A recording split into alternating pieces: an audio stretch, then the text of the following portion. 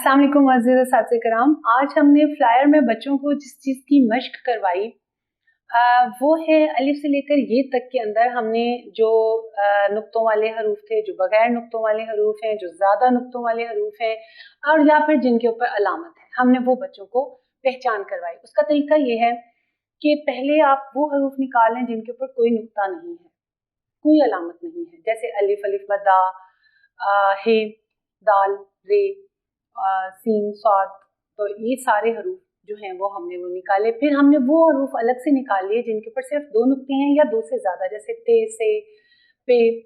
इस तरह से फिर बाद में वो हरूफ रह गए जिनके अंदर ज़्यादा, जिनका एक ही नुक्ता है।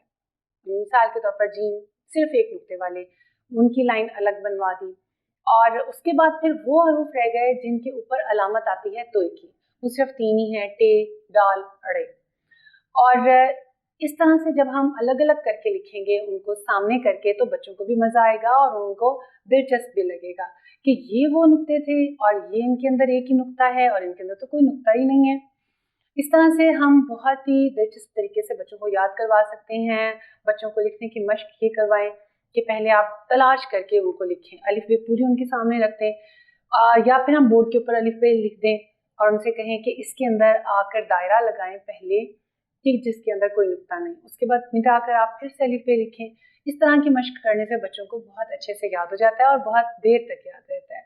हमारी वेबसाइट आपको जो नज़र आ रही है उस पर तमाम रिसोर्सेज मौजूद हैं जो आपके लिए बहुत मददगार साबित हो सकते हैं। इंशाल्लाह ताला अगले सबक, अगली वीडियो के साथ फिर आपसे मुलाकात होगी। तब तक के लिए अल्लाह हाफिज़।